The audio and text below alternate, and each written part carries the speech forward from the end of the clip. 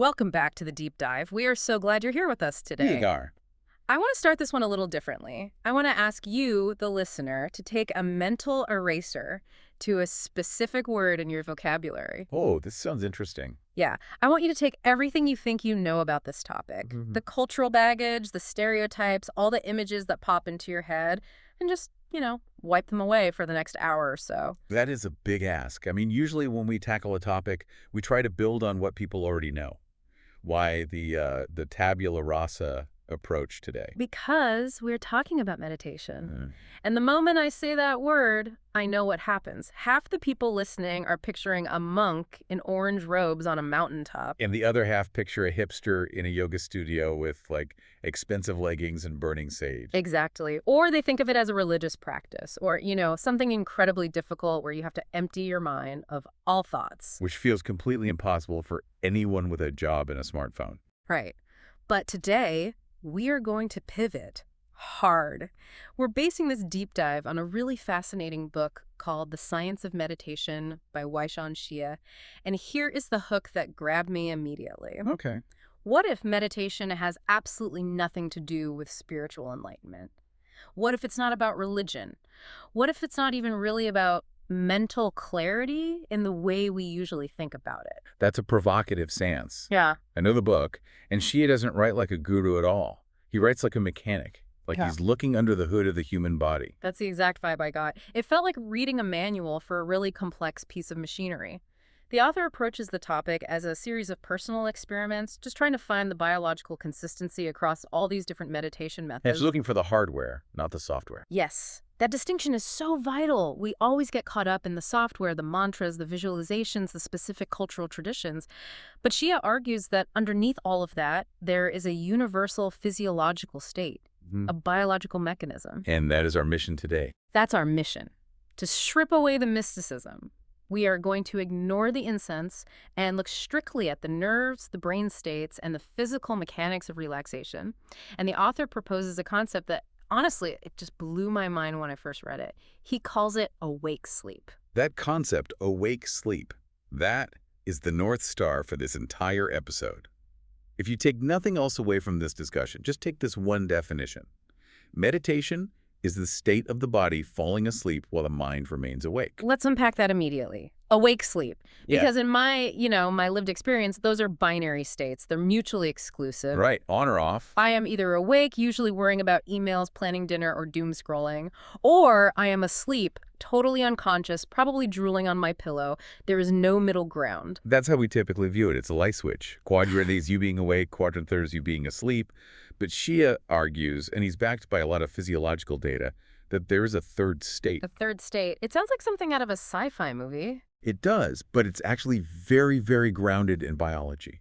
I mean, think about what happens mechanically when you fall asleep. Yeah. It's not just that your consciousness fades away. Right. Your body undergoes this massive shift. Yeah. Your heart rate drops significantly. Your respiration slows down. Your temperature regulation changes. And this is the crucial part. Your brain sends a signal to paralyze your skeletal muscles. You're right. This is the safety feature. It's why I don't actually sprint into my bedroom wall when I'm having a dream about playing soccer. Exactly. It's a protection mechanism called atonia. Your brain disconnects the motor neurons so you don't act out your vivid dreams. Now, for 99% of people, 99% of the time, the mind shuts off. You lose consciousness at the exact same moment the body paralysis kicks in. So the two switches are wired together. Perfectly wired together. When the body goes down, the mind goes down. But meditation is the practice of intentionally decoupling those two events. You're hacking the system. You are hacking the system to keep the mind online, fully conscious, alert, observing, while the body goes through its full biological shutdown sequence. The book uses a really creepy but effective analogy for this: sleep paralysis. I don't know if you've ever had this. Oh, I have. It's terrifying. I've had it just once. You wake up in the middle of the night, your eyes are open, you can see the room, you can hear the traffic outside, but you cannot move a single muscle. You feel like there is a lead weight on your chest? Yes. In some cultures, they call it the ghost pushes you down. And it's terrifying because it's usually accidental. It's a glitch in the matrix, you know. You've woken up mentally before your body has woken up physically. But the author suggests that meditation is essentially controlled sleep paralysis. That puts a totally different spin on it. Completely different spin. Right. You are intentionally entering that state where the body is asleep heavy, relaxed, paralyzed, but your mind is completely lucid. You're navigating that third state on purpose. You aren't a victim of the ghost. You are inviting the ghost in. Okay, so if the goal is to trick the body into sleeping while we stay awake, how do we actually pull that off? Because the body isn't stupid. It has millions of years of evolution designed to keep us safe. It knows when I'm just sitting on the couch watching Netflix versus when I'm actually safe in my bed. Well, the body is smart, but it operates on a set of rules. It relies on sensors. The book compares the human body to a smartwatch. You know how your smartwatch tracks your sleep? Yeah, usually it detects if I haven't moved my wrist for a specific amount of time, and it monitors my heart rate. Precisely. It's primarily a motion sensor. And your body has these built-in biological motion sensors. They're called proprioceptors in the muscles and joints. These sensors are constantly reporting back to the brain. Is the leg moving? Is the neck holding the head up? Are the fingers twitching? It's a constant status report. Right. And here is the hack. If the biological system detects that the skeletal muscles have been perfectly still for a significant amount of time, it triggers a logic gate. It assumes, okay, we haven't moved in 10 minutes. We must be safe. We must be resting. It is safe to initiate the shutdown sequence. So stillness isn't just a discipline thing, because I always thought the sit-still rule in meditation was just about showing you had willpower, like it was a test. Not at all. Stillness is the mechanical trigger. That's why almost every meditation tradition, from Zen to yoga to Christian contemplative prayer, insists on stillness. It's not a moral thing, it's a biological thing. So I move. If you move even a little scratch of the nose or shifting your weight, the sensor resets. The body says, oh, wait, we're still using the muscles. Cancel the shutdown. Stay awake. That is fascinating. It explains why when you try to meditate, you often get that sudden, overwhelming urge to itch or you feel uncomfortable. It's almost like the body is testing you. It's testing you.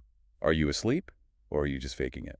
And if you can remain absolutely still through that urge, eventually the body accepts the signal. It says, okay, no movement detected. Time to shut down the motor nerves. This is why meditators often report their legs falling asleep or feeling incredibly heavy. Or feeling like their hands have just disappeared. Yes, it's not poor circulation. It's the body actually trying to turn off the limb because it thinks you were asleep. This helps us visualize the quadrant system the author describes. I found this visual incredibly helpful to map out where we are trying to go. Let's break it down. Imagine a simple graph. On the x-axis, you have the body, either awake or asleep. On the y-axis, you have the mind, awake or asleep. Okay, I'm visualizing it. Got it. Top right, quadrant 1, body awake, mind awake. That's us right now. That's you listening while driving your car or washing the dishes, normal life. Then the opposite, bottom left, quadrant 3, body asleep, mind asleep. That's normal sleep. Yeah. You check out, the body repairs itself. Simple enough. Okay, now the weird ones. Bottom right, quadrant 4, body awake, mind asleep. This is the dangerous one. This is sleepwalking. The engine is running, the muscles are moving, but the driver, the conscious mind, is completely unconscious. Which leaves the target. Top left, quadrant 2, body asleep, mind awake. That is meditation. That is the goal. We're trying to move from quadrant 1 to quadrant 2 intentionally. Most people, when they try to relax, just slip accidentally into quadrant 3. Which happens to me all the time. I lie down to meditate, and 20 minutes later, I wake up drooling. And that's fine. You probably needed the sleep. But meditation is the discipline of keeping that vertical axis, the mind, awake, while the horizontal axis, the body, slides into a sleep. This changes the whole perspective for me. It's not about thinking special thoughts. It's about navigating a biological map. Right. But this brings us to the mental side of things. Right. Because if I'm sitting there perfectly still, successfully tricking my body into thinking it's bedtime, my mind usually goes haywire. The monkey mind. Exactly. I start thinking about the grocery list. Then I remember an embarrassing thing I said in 2004. Then I wonder if I left the stove on. It's loud in there. And this is where the author introduces the concept of Wu Wei, The Taoist concept, the art of doing nothing. or effortless action. The book points out a massive paradox here that trips up almost everyone who tries this. You cannot try to relax. Because trying is a form of tension. Because trying is an activity of the conscious brain, the effort world. The moment you try to force relaxation, you are activating the very circuits, the sympathetic nervous system, that prevent relaxation. You're using the wrong tool for the job. The author makes a distinction here between the conscious brain and the unconscious brain. Can you break that down for us? Sure. The conscious brain is what we identify as us. It handles logic, planning, math, and voluntary muscle movement. Pick up the cup, write the email, all that stuff. And the unconscious brain. That's the autopilot. It handles the life support systems. Heart rate, digestion, immune response, healing, sleep cycles, all the things that keep you alive without you thinking about them. Right. Now, here's the problem. You cannot use the conscious brain to force the unconscious brain to do its job. It's like trying to manually beat your own heart. You can't simply will your heart to slow down. You can't command your stomach to digest faster. So meditation is basically surrendering control to the unconscious brain. Yes, but the conscious brain is a total control freak. It hates surrendering. And the book highlights a common trap that beginners fall into with this: breathing exercises. Oh, I've been there. Breathe in for 4, hold for 4, out for 4. And what happens? I'm counting, I'm measuring, and suddenly I feel like I'm suffocating because I'm manually operating my own lungs. It's awful. That's the conscious brain interfering. Breathing is unique because it's the bridge. It can be controlled consciously, like you can hold your breath, unconsciously, like when you breathe while you sleep. When you try to control it during meditation, you create chaos. You create tension. So what's the expert advice? To just observe the breathing as a bystander. The book has this fantastic analogy for this, the playground analogy. I think this is crucial for anyone listening who struggles with the control aspect. I want to walk through this because it really, really clicked for me. It's the perfect metaphor for the relationship between the mind and the body. So imagine a parent and a toddler at a playground. The toddler represents your body or your breath, the unconscious processes. The parent represents your conscious mind. Okay, so stage 1 is the hover parent. Right. The parent is following the kid everywhere. Up the slide, down the slide. Watch out, don't trip, do it this way. It's high control, high anxiety. That is me when I meditate. That's the beginner meditator. They are watching every breath. Was that breath too shallow? Am I doing it right? My leg itches. Should I move it? It's exhausting. And the kid, the body, gets stressed because the parent is hovering. So then you move to stage 2. Stage 2 is the parent sitting on the bench. You're watching the kid play. You aren't interfering. You aren't shouting instructions, but your eyes are on them.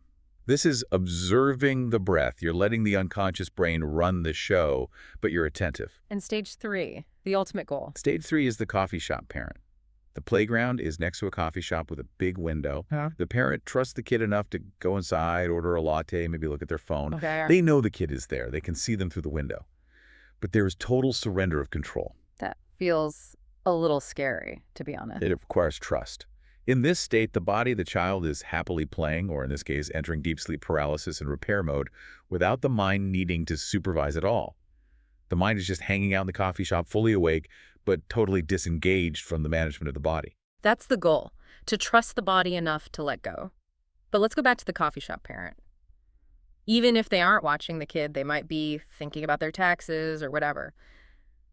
The book debunks the myth that you have to stop thinking, right? Completely. And this is the biggest relief for people. Trying to stop thinking is just another form of effort. It keeps you in the conscious brain. You cannot force your brain to be silent any more than you can force your heart to stop beating. So what do you do with the thoughts? The instruction is to treat thoughts just like you treat the breath. Observe them. The phrase the author uses is don't stop them, but don't follow them. Don't follow them. Can you give me an example of the difference? Sure. Let's say a thought pops up. I need to buy milk. That's the thought. If you follow it, your mind starts going, oh, and eggs. And I need to go to the store on 5th Street, but wait, traffic is always bad there at this time. And now you're down a rabbit hole. You're gone. But if you don't follow it, you just see the thought, I need to buy milk. You acknowledge it. You just let it sit there. You don't add to it. You don't push it away. You just stay in the coffee shop. And what happens to it? Eventually, because you aren't feeding the thought with attention and energy, it just fades. It dissolves. It dies of starvation. Huh. And as the body enters that deep sleep state, that quadrant 2, the mind naturally settles down. Not because you forced it to shut up, but because the fuel source, the active, agitated nervous system, is quieting down. Okay, so we've got the body falling asleep, the mind observing but not interfering. Now, I want to move to what I think is the most sci-fi part of the book. Section 3, the brain in a vat. This is where biology meets philosophy. It gets pretty wild. The author brings up the classic brain in a vat thought experiment, like the Matrix or Descartes. The idea is if you took a brain and suspended it in a jar of nutrients and hooked it up to electrodes, it wouldn't know it wasn't in a body. Right. And the twist the author presents is We are already the brain in the vat. Every night. Every single night. Think about your nervous system. You can divide it broadly into two types of wires. You have animal nerves. These are the somatic nerves. They control your muscles and bring in sensory data from the outside world. Sight, sound, touch. These are the wires that connects the brain to reality. To what we call reality. Mm-hmm. And the other set, The vegetative nerve. the autonomic system. These keep the internal machinery running. Heart, glands, digestion, the life support. So when we sleep, what happens to the wires? When you sleep, or when you meditate deeply enough to trigger that awake sleep state, the animal nerves shut down. The sensory input is cut off. The motor output is cut off. Your brain is effectively isolated. It is a brain in a vat. It's a brain in a vat, disconnected from the real world, but still functioning thanks to the vegetative nerves keeping the life support running. This explains the hallucinations, doesn't it? The book mentions that meditators often report really weird sensory stuff, like hearing a loud bang or a buzzing sound. Or smelling fragrances that aren't there, feeling like they're floating or spinning. These are very common, and they often scare people off. But they aren't mystical visions, they are biological artifacts. It's the sound of the system shutting down. Like the static on a radio when you're tuning between stations. That is a perfect analogy. As the sensory nerves cut off, the brain stops receiving data from the limbs. Normally, your brain has a constant map of where your hands and feet are. When that signal fades, the brain gets confused. And that's when you feel the numbness. You might feel numbness, you might feel electricity or vibration, or you might feel that your body has vanished completely. The formless world. Yes. And the author draws a fascinating parallel to Buddhist cosmology here. Buddhism talks about the desire world, the form world, and the formless world. Right. And the author argues these aren't just spiritual planes, they are biological stages of sensory shutdown. Run us through that progression because it matches the experience so well. Okay, so the desire world is normal life. Your senses are fully active. You see a cake, you want the cake. You are interacting with the environment. Then we start meditating. You enter the form world. The external senses like sight and hearing, they dampen. You still feel that you have a body, a form, but the outside world feels distant. You're sort of inside this shell. And finally, Formless world. This is when the motor and sensory nerves completely disconnect. You lose the sensation of the body entirely. You don't feel your hands. You don't feel the chair you're sitting on. You are just a point of consciousness floating in a void. you are the brain in the vat. You are the brain in the vat. It's amazing how he maps ancient wisdom to hard biology. It strips the magic away, but it makes the experience seem even more profound. It becomes accessible. You don't need to be a monk. You just need to learn how to shut down your animal nerves. And that shutdown leads us to one of the most practical applications of this entire deep dive, because most of us aren't trying to reach the formless world for fun. We are trying to deal with stress. We are trying to deal with emotions. Section 4, hacking the emotion zones. This really resonated with me because, like a lot of people, I dealt with anxiety. And the book references Dr. Elizabeth Stanley to say something really bold. Anxiety, even in your mind, it's in your body. It's a crucial distinction. We so often try to think our way out of anxiety. We tell ourselves, it's okay, don't worry, be logical, the presentation will go fine. But it never works. Because anxiety is a physiological state. It's the fight or flight response. The primitive man example in the book really clarified this for me. It's perfect. Imagine you're a primitive human walking in the tall grass. A shape jumps out. Is it a tiger? Is it a friend? Your body doesn't wait to find out. Right. Before you have even consciously processed the image, your amygdala has fired. Heart rate spikes, adrenaline pumps, blood rushes to the legs. You're ready to fight or run before your conscious mind even says the word tiger. Because if you waited to think, oh, that looks like a tiger, you'd be eaten. Exactly. Speed is survival. Mm-hmm. But today, there are no tigers. No. Today, the tiger is an email from your boss with the subject line, "We need to talk." The tiger is a traffic jam when you're late. The tiger is a mean comment on social media. But my body is running the same software. It reacts the exact same way. It dumps cortisol and adrenaline. The problem is you can't run from an email. You can't fight a traffic jam. So we are just walking around in a chronic state of physical fight or flight. We are revving the engine in neutral. And we're trying to use rational thought to fix a physical problem, which is why being told to calm down never works. Never.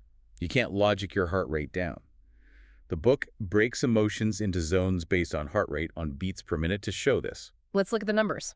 Okay, so the comfort zone is roughly 60 to 80 BPM. You feel Yeah. normal, safe, social. Okay. The danger zone is 80 to 120 BPM. That's the sympathetic nervous system kicking in. That's anxiety, anger, excitement. And the sleep zone? 50 to 60 BPM. This is the parasympathetic nervous system rest and digest. Now, normally we are unconscious when we are in this zone. We are asleep. But with meditation? With meditation, remember, we're keeping the mind awake while the body drops. So you are entering the sleep zone physiologically while you are fully conscious. You are experiencing a state of being that most humans never consciously feel. You are conscious in the physiological state of deep rest. Yes. The book calls this a new emotion. It is. And it's why it's so hard to describe. People call it peace, emptiness, bliss, nirvana. But biologically, it's simply the experience of the parasympathetic nervous system dominating without the veil of sleep. And this connects to the idea of flow, right? The state that athletes get into. Flow is interesting. It's that sweet spot, maybe just between the comfort and danger zones, the optimal performance zone. Athletes like Bruce Lee or great artists achieve this. Their body is moving automatically using the unconscious brain, that muscle memory, but their focus is laser sharp.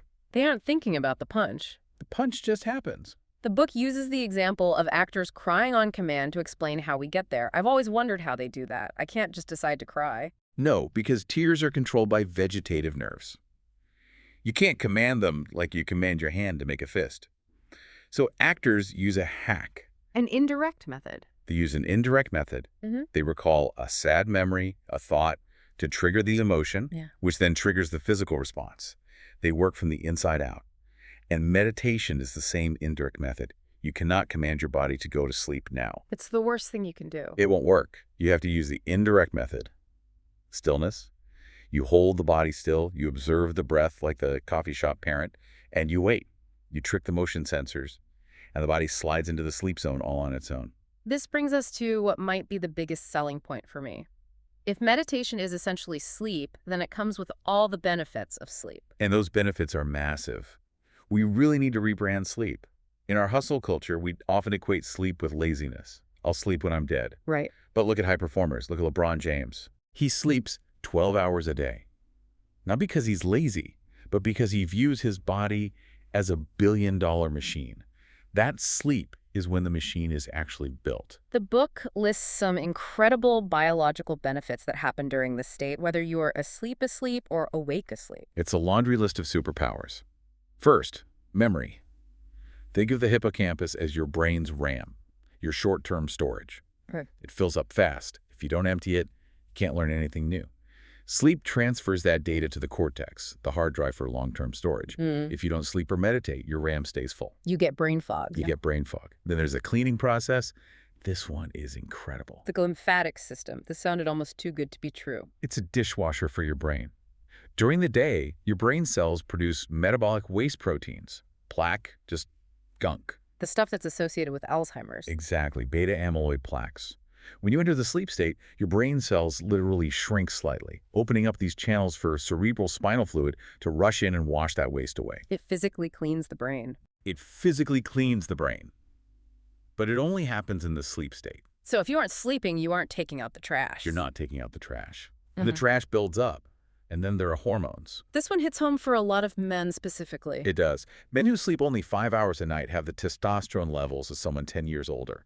You are literally aging yourself biologically by a decade just by skipping out on sleep. And heart health. The daylight savings time stat is terrifying every time I hear it. It's shocking. When we lose 1 hour of sleep in the spring, heart attacks go up 24% the next day, globally. 24%. And when we gain an hour in the fall, they drop 21%. That is how sensitive the heart is to just 1 hour of rest. So here is the million-dollar question. If meditation is awake sleep, does that mean meditation actually counts as sleep? Biologically, yes. The author argues that since the body is in the same physiological state, parasympathetic dominance, atonia, low heart rate, you get the same physical repair benefits. And this is a complete game changer for insomniacs. That was my big takeaway. I have friends who suffer from insomnia, and the worst part isn't being awake. It's the anxiety about being awake. Oh God, look at the clock. I'm going to be so wrecked tomorrow. That anxiety spikes your heart rate, which makes sleep impossible. It's a vicious cycle. But if you realize that lying there perfectly still, Doing awake sleep meditation gives you the same biological repair. Then you can't fail. You can't fail. Yeah. You can say to yourself, okay, mind, you can stay awake if you want. But body, you are going to rest. You lie still. You trigger the motion sensors. Your body enters the repair state. So even if your mind never shuts off, your body is still getting the benefits. Exactly. You're getting the benefits. You remove the pressure to fall unconscious, which paradoxically is what helps you fall unconscious. And the book suggests you can do this anywhere. It's not just for bed. The anywhere nap, Yeah. sitting in a boring meeting, Yeah. watching TV, standing on the subway, you just keep the body perfectly still. You enter the state. You extend your sleep time without anyone noticing. You are essentially power napping while looking like you're just listening intently. I'm not zoning out, boss. I'm optimizing my glymphatic system. I love that. I'm clearing beta amyloid protein so I can make better decisions for the company. Exactly. Okay, so we're sold on the benefits. We understand the mechanism. But I have to ask the practical question. How long does it take to actually get good at this? Because the book throws out a number that, well, it's a big number. 1,000 hours. Oof, 1,000 hours. If I meditate for 20 minutes a day, that's years. That sounds pretty discouraging. It is a significant investment. Yeah. But we have to be realistic. We're talking about rewiring the autonomic nervous system. Yeah.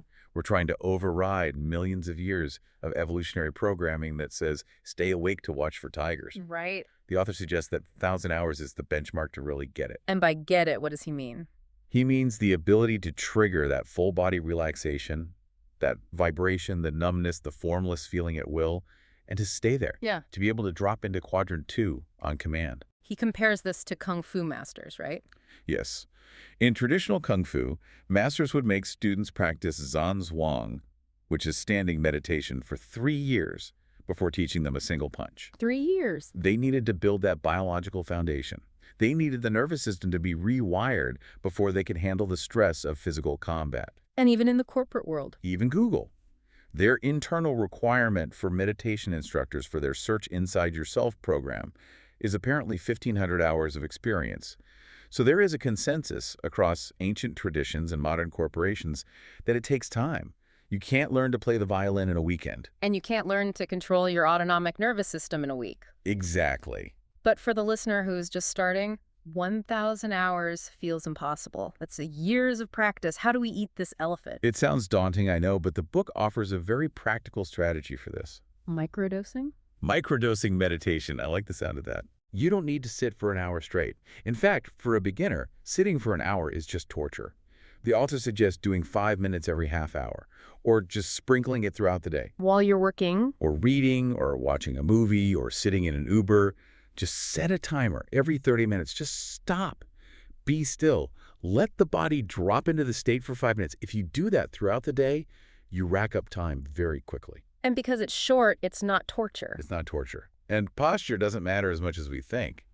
Because I have bad knees. The idea of the lotus position is a non-starter for me. Oh, me too. Throw that idea out. Yeah. You do not need the lotus position. You can sit on a couch. You can sit in an office chair. You can stand. You can lie down. Yeah. The only rule that matters is stillness. That's the one non-negotiable. If you are still, the motion sensors trigger and the process begins. That's it. I think that's the most liberating part of this whole book. It gives you permission to be comfortable. You don't need the robes. You don't need the painful knees. You just need to stop moving. It really democratizes the practice. It turns it from a spiritual ritual into a biological hygiene practice, like brushing your teeth. Yeah. You don't need to be spiritual to brush your teeth. You just do it because it keeps the system healthy. I love that framing. So to recap our journey today, meditation isn't magic. It's a biological hack. It's about using stillness to trick the body's motion sensors into shutting down the motor nerves entering that awake sleep state. Right. It allows you to navigate from quadrant Y, awake, to quadrant 2, body asleep, mind awake. Yeah. And you get the benefits of sleep memory consolidation, brain cleaning, hormonal repair, all while staying conscious. You hack your emotional state by manually shifting your heart rate down into the sleep zone. And you get to experience the brain in a vat reality where the sensory world falls away and you're left with just consciousness. It's a profound shift in how we understand our own bodies. I mean, we are usually slaves to our physiology, our anxiety, our tiredness. This gives us the keys to the control room. It really does. I want to leave the listener with a thought from the end of the reading. It's that famous quote from the Chinese philosophers Wangzi. Oh, I know the one. I do not know whether I was then a man dreaming I was a butterfly, or whether I am now a butterfly dreaming I am a man. It's the ultimate question of reality, isn't it? It really is. If meditation allows us to cut the wires, to shut down the animal nerves, and exist purely in that internal world, it really blurs the line. Which world is the real one? The one with the emails and the traffic jams and all the noise? Or the one that exists when all of that falls away? Perhaps the internal world is the primary one, and the external world is just the simulation we plug into every morning. That is something to chew on while you're sitting still for your 5 minutes today. Indeed. Don't worry about clearing your mind. Just sit still, do nothing. Be the parent in the coffee shop, and see if you can trick your body into taking a nap while you watch. Thanks for listening to this deep dive. We'll see you next time.